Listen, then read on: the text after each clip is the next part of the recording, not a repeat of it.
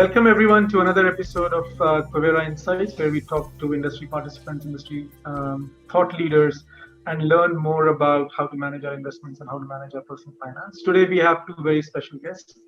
Mahesh Patil is the co-chief investment officer and spearheads equity investments at Aditya Birla Sun Life AMC Limited. He has 27 years of rich experience in fund and investment management, leads a team of 20 fund managers and analysts, and manages over 93,000 crores of equity assets right now. Mahesh has been with Aditya Birla since 2005.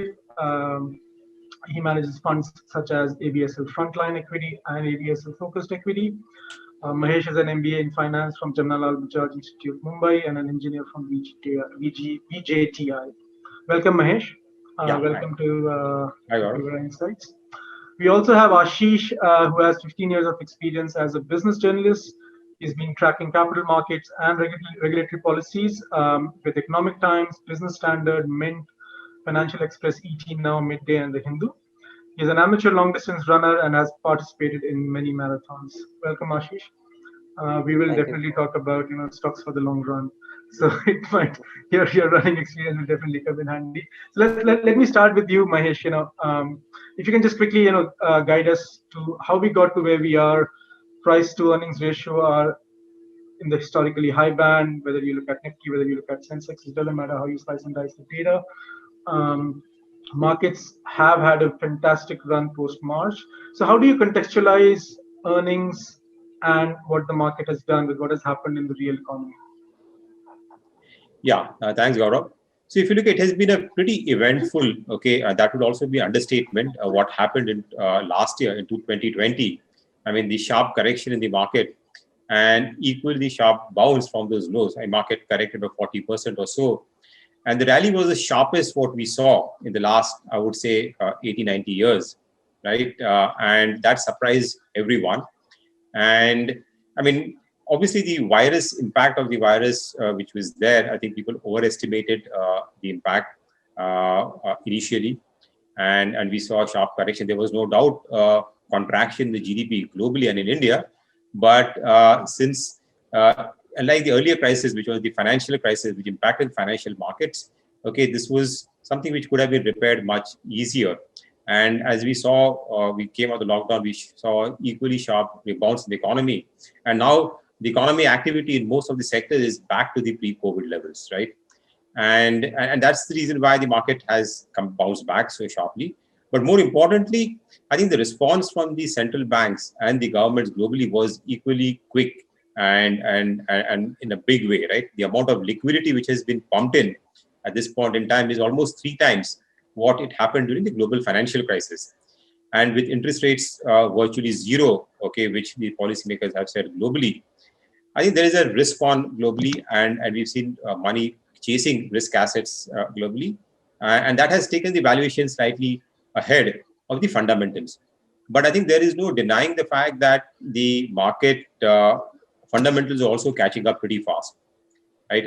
We've seen the GDP numbers for global as well as India now getting upgraded. What they were talking about earlier, India, we were talking about a minus 10% growth in this FY21.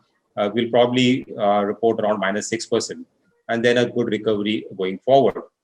And I think the overall impact of the virus going forward, I think we've seen the vaccine now getting commercially available. So this year is in multiple ways. In 2021 is going to be a transition phase, right? We think it's a cusp of a new cycle, for the economy and for the market. And I think the whole reform process, especially in India, if you look at it, which started around 5 years back, I think the foundation is now being laid. Even during the COVID crisis, we saw a couple of reforms on the agri side and on the whole Make in India theme, the production link incentive scheme, really to inculcate manufacturing and drive the capex cycle. I think that will provide legs for the economic growth even beyond FY22. 22 obviously will be a good year because the base is low. But more importantly, how does the economy look after that is going to be critical for the markets to sustain from here. And we're pretty positive. I think our GDP growth in the next 5 years beyond FY22 would be probably higher than what we saw in the last 3 years. Because last 3 years, we've seen our GDP growth has been impacted by various disruptions, okay, which were there, GST, demonetization, the banking and financial services crisis. I think we are now coming out of that. And I think with some of the levers like the capex cycle picking up, real estate is another large sector which has been through a lot of pain in the last 3-4 years. Okay, that's also likely to revive, and we've seen early signs of that. So we think that given the fact that the fundamentals will catch up and you could see growth in the economy better than what we've seen in the last 2-3 years. Also, the corporate earnings growth would also be better than what we have seen the last 4 years. So last 4 years, the GDP, the earnings growth has been below the trend, long-term trend, which has been around 12% or so, 12-13%. It has been in single digits. We see that actually in the double digits going forward. And if you put that in the context and then look at the market where it is, on a near-term perspective, the market might look expensive, but if you take a 3-year view or beyond, market is only slightly expensive. And mind you, think when the macro conditions are as good as it is right now, right? Low liquidity and high liquidity, low interest rates, likely to remain that for a market valuations will remain high. And I think one has to get used to it. Obviously, there will be corrections in this market, which you can't rule out. But I think those should be bought into. Fair enough, Mahesh. I think fairly kind of detailed answer there, and I think mostly we agree. I think prices always reflect the reality before earnings too. The earnings have to catch up now. Just to kind of carry on and give both parts of the coin, what are some of the risks that you think that the earning recovery may not happen or may not be as robust as the market is already pricing in? So I think the recovery what we are seeing still requires to be sustained, supported, okay, by good fiscal, easy monetary policy. Fiscal stimulus is also required because the whole private sector investments will take time. And in US, we've seen that the new Biden government, which has come in, the Democrats, they have talked about a large fiscal stimulus package, and the central banks have maintained a stance that they will continue to keep interest rates low for an extended period of time. But I think if the recovery is pretty sharp and what we are seeing, and if supply side challenges remain, right, because we haven't seen much investments come through, then if inflation goes up significantly, then you could see the interest rates, okay, or the bond yield will start to move up. And that can probably spoil the party a bit, though the central banks globally have made it very clear that they will overlook any short-term spike in inflation because of supply side issues. But if inflation is sticky, then I think one can see some early withdrawal of these easy monetary conditions. That could be a potential risk for the market. From an Indian context, I would say that I think the whole banking system, okay, which has gone through some amount of pain after the COVID, I think the NPA crisis, things are looking much better there on the NPAs front. We're not seeing major defaults. But I think the real jury will come out in the fourth quarter because of the RBI dispensation, okay, where you did not recognize the NPA. There was a 6-month moratorium which was given. A clear picture on that will only emerge after the fourth quarter. And if there is any sharp increase, okay, in the NPAs, non-performing assets, especially on the retail side, that could dampen sentiments a bit over there. And obviously the budget, I think the government continues to maintain a easy fiscal policy because it's still government spending still needs to support the economy growth, at least in the next few quarters. Perfect, right. So basically, liquidity is good, macro is good, markets are buoyant. There are some risks, but I think at least in the near term, things seem to be mostly under control. Now, so switching gears to Ashish, and how do you think investors are behaving? So one of the good things that happened was that there was a sharp correction in March, but a lot of retail bought that sharp correction, which is traditionally not how always retail behaves. They bought that sharp correction. People have made some money in the stock market. People have made some money in funds also. But recently, if you look at the mutual fund data, SIP numbers in January were sharply higher, but otherwise, towards the end of last year, they were a bit lackluster. What is happening there? How is the investor handling this new regime where optically things might evaluations might look higher, but in reality they are distorted by kind of what happened last year with the earnings impact and what will happen this year with the earnings rebound? So Gaurav, while I largely agree with what Mahesh said in terms of liquidity, near-term outlook looks good, the macro conditions are also looking good, but there are a few data points that if we look, it's slightly, on basis on those data points, I would slightly like to counter what Mahesh said, that if, say, for instance, if you look at the flows in the equity schemes, if you look at data from Amphi, that shows that for the last 6 months, consecutive 6 months, equity funds have seen a net outflow. So between July and December, if you see the data, almost 33,000 crore worth of money has gone out of equity funds. December saw Sensex rising almost 8%, Nifty was above 8%. So even while the markets are going up, a lot of investors seem to be cashing out. While SIP seems to be going strong, but if you look, there is a view in the market that a lot of investors may be moving away from mutual funds to direct equity. Another I'll just say one thing here, and not to finish on, but see, we're seeing the same thing happen in equity also. If you look at equity, right, DIs have been selling, FIs have been buying, right? So I think people moving from the small part of retail that moves from mutual fund to equity is not the marginal flow for either.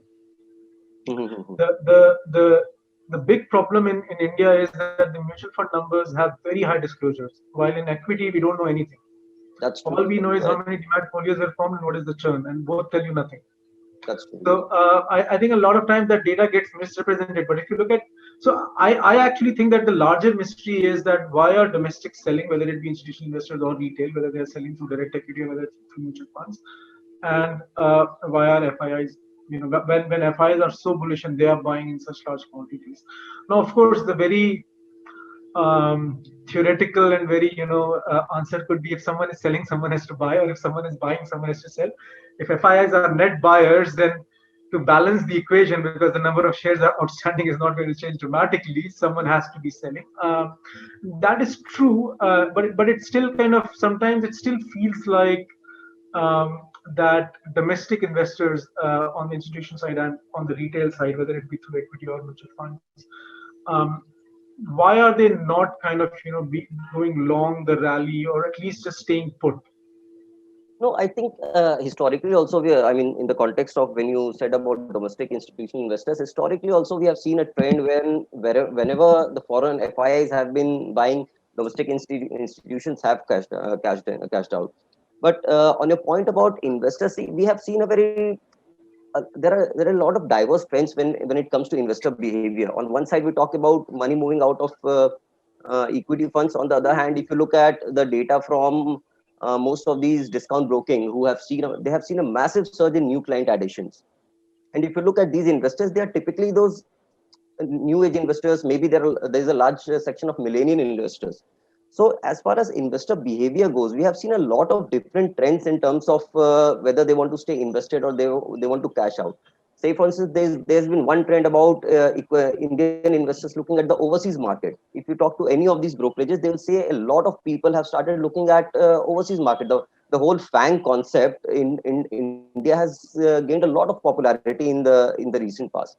So in terms of investor behavior, I would say that while there is a large section of people who still want to stay invested, given the positive factors that Mahesh also pointed out, I feel that currently we are seeing a very, very unique scenario where an equal number of investors are also trying to cash out, because for the last year has seen a lot of volatility. So a lot of people. I mean, I just to share an anecdote. A couple of weeks back, I was talking to a fund manager. He said that he was speaking to a client of his. He had invested in a fund around 5-6 years back. He had invested some 50,000 odd rupees. That has given him almost 4 or 5 times return. But the return was only because the person forgot that he had made this investment. It was not that he was monitoring those investments on a daily basis.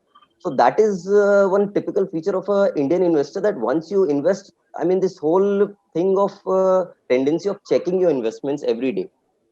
So there are people who want to be invested for a longer period of time, but you also have people who would look at cashing out because they are not very sure of the outlook. Like Mahesh said, that the outlook looks good, but if you look at many of the global factors, you look at Europe, France, Italy, and Germany, the three largest economies of the eurozone, they have a lot of problem. Germany, for France and Italy, there are estimates that the economy might shrunk 9%. Germany was able to limit that by, I think, the numbers that the government released yesterday, it was 5%. It was less than expected. Middle East is having a lot of problem in terms of economic thing. So if you look at the global scenario, there are a lot of negatives. So it wouldn't be wrong to say that while a large section of market players are saying that the outlook looks good, liquidity has been good, but there is a lot of worries or underlying uh, issues, concerns as well, which I think is driving the investors to cashing out as well. At even while people have been saying that the markets may touch new records almost on a daily or maybe on a monthly basis. So Mahesh, some of the data that you have, right, at UBSL, what kind of investor behavior is something that is jumping out to you, right? I mean, um, I understand, some of the things that Ashish mentioned, right? There's a record number of demat accounts that are being opened, but then we are also seeing a massive churn in people who are moving from full brokers to discount brokers. Which is why I say equity data, always take it with a pinch of salt, especially in India. The disclosures are nowhere as good as mutual fund disclosures are. Right? Even if you look at international investing, and we offer international investing through our partners Vested, and we really believe it's a good way to diversify your portfolio. Financial year 20, last financial year, the entire LRS was $490 million. That was it. $490 million was the entire money that was sent abroad for investment purposes. You have to send it under LRS. RBI has amazing disclosure. Wherever you have amazing disclosures, you somehow realize that, okay, there is a hype, there is a lot of things that are being said, but then there are numbers, right? So I actually want to wait till March before I can comment on, is there actually a true exodus to international investing through LRS? Because RBI numbers will also include, by the way, ultra HNI and HNI, right? So actually the retail portion of that 490 million is a much smaller number. So I think something very similar happens when we talk about demat accounts, because you start talking folios and mutual funds. Everyone realizes folios and mutual funds is not the right metric, because mutual funds disclosure in India is phenomenally good. The level at which AMFI discloses data, it's really, really fantastic, right? But folio and demat are the same. I can have multiple demat accounts. In fact, we also do stock tracking on Kuvera, right? People do link multiple brokerages on Kuvera, and it's very common. And we do see a shift going from full service brokerages to discount brokerages. So some of that data, like that's why I said, some of that data, people look at equity churn and then they look at mutual fund outflows. They're not the same numbers. A high churn does not mean that there's still not outflows there. A high churn just means buy plus sell. Right. Outflows is buy minus sell. So if you compare buy plus sell with buy minus sell, I'm not saying that a lot of new investors are not trying equity investments. They are, but I'm not very sure that at a macro level that number is adding up to be something that will move the needle. Yeah. No, I think there are, I think, mixed signals which are there. Clearly, I think whenever there is a sharp rally in the market after a correction, there's a tendency to book profits, because you've seen a sharp correction to your NAVs, and when they start to come back to the respectable levels, you get some respectable returns over the, say, 2-3 year time frame. There's a tendency to take out that money. And during the crisis, also, some of the investors would have dipped into their savings. Right now, they didn't sell their mutual funds at that point in time initially, but they're trying to take away some money to meet some of their emergencies. And that's the trend. I think that phase is passing away now. And as Ashish mentioned, there's still not confidence in that the recovery, because around you are still seeing challenges which are still there, right? Market is slightly going ahead of fundamentals, and investors are still not confident that the recovery at least is going to sustain. I think as we get more data points coming in, I think it sets in, I think then investors would have much more confidence in the long-term sustainability of the recovery of the economy and earnings growth. I think then things could stabilize over there. And I think the retail money, if you look at some HNI money, clearly got pulled out. Some institutional money also, the large outflows were a combination of some institutional money pulled out because during the crisis, there was some liquidity issues and large institutions pulled out money. HNIs have taken out some money and come in directly into the market. And that's where you see the retail volumes have gone up. And they have done, markets have been a one way. So it's been they have been probably golden by that and continue to do that. But a lot of retail investors who have gone directly, I think it's the work from home has given them more opportunity to really dabble in the markets directly, which is a phenomena happening globally, not only in India, but in the US also we've seen that. I think that will slowly come out, I think, as they realize that going forward, it's important because it's not going to be a one-way rally, right? There'll be ups and downs. And people might burn their fingers, especially the way rally we are seeing across the board. Even the low quality stocks have started to now move up. And I think that money moving into mutual fund will slowly start to play out, I think, in the next fiscal year is what we think. I think there is no doubt that money towards equities, I think there's enough scope for that to increase because there are very few alternatives which are there for investors, okay, to put their savings, right?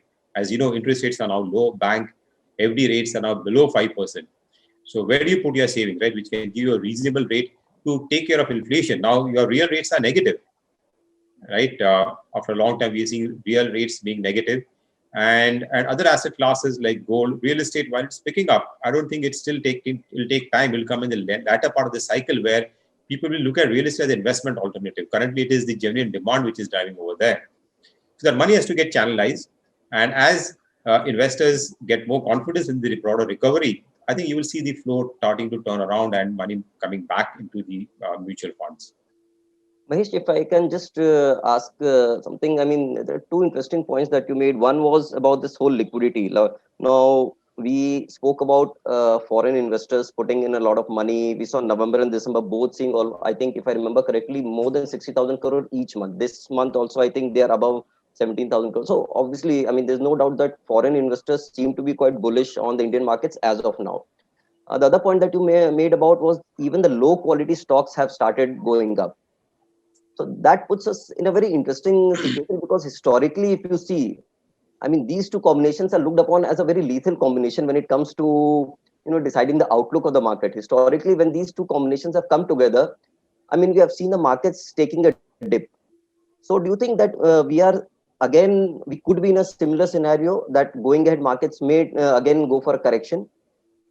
See, market corrections can always happen, right? We've seen even in the bullish market, in the big bull markets also, okay, in 2003 to 2008, okay, where the market compounded by around 25%, there were corrections where you saw 25%, 30% correction in the market. And the best thing about corrections, you don't know when they come in, right? I mean, when you expect them to happen, like a couple of months back, we were expecting some correction in the market because the data points were still not really suggesting that we'll see such a sharp recovery, and markets continue to climb the wall of worry. So I think for investors, I think corrections are part and parcel of the market. Even in a bullish market, you could see corrections. And considering the fact that we've seen such liquidity coming in, any kind of a risk off globally can lead to that correction. And especially when the market is driven by retail money, it's not big domestic institutional money which is there. So retail can be a bit fickle, right? When the market starts to correct, I think the holding power is much lesser. I mean, a lot of investors are also speculative, and they speculate in the market based on the margin money, and there are margin calls which are there. So that can happen. I think one should not rule that out, and that should be taken into this stride. And that's why at these levels, caution is warranted. Obviously, we should be cautious. At the same time, for investors, you should also not lose out on the long-term picture, right? Because if you remain cautious and stay away from the market, then you will, very difficult to time when to enter the market really. So continue to invest in the market at all points in time is the right strategy in this environment. And we've seen even in the last 3 years, if you look at the SIP data, right? People who have invested through the SIP route, their returns are fairly good. It's in the mid-teens. Last 3 year and last 5 year into mutual funds. Point-to-point investor experience might not be great. If somebody invested, say, around 2 years back, okay, and the returns might not look that great because he might have come at the top of the market. But people who are continues to invest at ups and downs have had a fairly decent return, and I think that should continue going forward. So I would agree, correction can come in, and it can come in any point in time. But I would not be too worried on that front, because, as I said, it will be bought into. A lot of investors are waiting to enter into the market, so I think they should buy into that correction. And the why I'm positive in the market is also because, see, we are seeing now this become a more broad-based recovery, right? Unlike what it was 2 years back, it was only the technology shares, or even globally, if you look at the S&P index, it was the top 5 companies which contributed to 25% of the market returns, right? Some of the FANG stock. In India also, it was like top 6 companies would have contributed. Now it is becoming much more broad-based. We are seeing many sectors now participating into the recovery. I mean, all the sector, like whether it is the banking and financial services sector, which is coming out, the metals sector, the cement sector, the auto sector, had a pretty dull run even pre-COVID. Now it's bouncing back. So there are multiple. It's not like a one or two trick pony. It has got multiple legs, and that's why I think the sustainability should be much more stronger than what it was there. Obviously, corrections can happen at any point in time. And just to add one more thing, right, Ashish, I think what has happened is that when you talk about earlier, you had FIIs and small caps moving, it usually was a signal that, there is some fraud. But, the only thing difference this time, and I don't think that it's a massive difference, but just to point out, small caps capped in 2018 and they've still not reached that level. So it's not like small caps are making, a lot of the market is making all-time highs, but small caps are not, right? So I think that's the only difference. Small caps got beaten down very badly in 2018. And it took them a long time to kind of, crawl up. So post-March, yes, we have seen a phenomenal rally in small caps, but yeah, they're still not nowhere close to kind of like, the all-time highs that they had in 2018 January. So before we close, quick question, a quick question to both of you on the policy side. Ashish, for capital markets, right? What are some of the policy kind of advice is very strong. What are some of the policy likes and wants that you would have in your kitty that can help the market in the near term? You're asking in terms of, say, expectations from the budget? Expectations from the budget, and what do you think the capital markets wants the most right now? I think as is true for most years, ever since STT was introduced, market players would be submitting a memorandum saying that STT needs to be revised, because there seems to be a feeling that the way STT has been structured, it encourages speculation and not investment. While the government has done a bit on that direction, but market still expects a lot more in terms of STT, especially in the light of long-term capital gains tax. That is one. Also, the point about dividend distribution tax, that is another area where, again, market would be looking at the government for some kind of relaxation. The third point would be debt funds, in which I'm sure Mahesh would be able to elaborate in much detail. That debt funds have always been, a lot of investors think that when it comes to taxation, in the way tax treatment of debt funds, it gets a slightly stepmotherly treatment compared to the equity funds. So maybe these three would be the three key expectations from the government for the markets. Of course, they will ask for LTCG to be removed, as they did last year as well. I think there are some expectations which have been there for the last ever since those things have been introduced. I remember whenever I used to do a story before these budget recommendations, some of the points I used to, on a lighter note, I used to tell these guys that it seems that you have just mailed the document that was mailed last year. So there are a lot of standing demands. Right. And Mahesh, from an economy perspective, right? Like what can help corporate India the most in terms of the earnings recovery, in terms of where we want to be in a couple of years? Yeah, the economy still requires support from the government, I think, in terms of the fiscal side. And I think it's important that the budget is slightly more accommodative on the fiscal and not tries to, at least for the next 1 or 2 years. And even if fiscal deficit is slightly on the higher side, but there is some amount of repair which needs to be done across sectors. and the budget should provide room to do that. Okay, so that the recovery remains much more sustainable and durable from here on. And in that context, I think while there are a lot of expectations in the budget, everybody expects everything, and the finance minister has got limited room to do that, right? But I think a couple of areas like real estate sector is a large sector of the economy. It's a big in terms of gross fixed capital formation. So that sector has been kind of in the doldrums for the last 4 to 5 years. It's seeing some signs of recovery. I think the enablers are in place over there, right? In terms of low interest rates, prices remaining stable now for 3-4 years. Affordability is slightly going up. In the budget, if the government gives some nudge, okay, for investors or for buyers to really go and buy, either through some cuts in the taxation over there, I think that will be good. That would be a good fillip.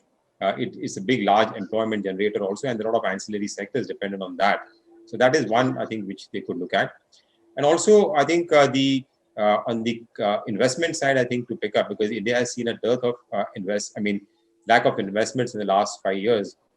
So in that, I think if there is clear policy how to attract more capital, and I think there are enablers in place here, right? Because globally, a lot of these global companies are looking at alternative to China, and India can be a large manufacturing base over there.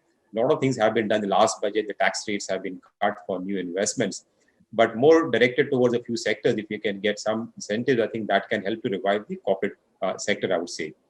I think it's more to the macro. I think budget in the event, I think there is not much actually, because the importance of the budget is gone away than what it used to be like a few years back. A lot of things have been streamlined now. It's a minor allocation, okay, across a few sectors, I think, which one would look at. But I think it needs to be more accommodative, I would say, on the fiscal side. Okay, perfect. Thanks, Mahesh. Thanks, Ashish. Pleasure to have you here and to get your views. But larger story remains the same. Be adequately invested in your portfolios. Asset allocation matters. And very hard to say, when the true all-time high will get made, and very hard to say when the correction will happen. So the best thing you can do is to stay invested and get your returns in the long run. Thanks, guys. Thank you.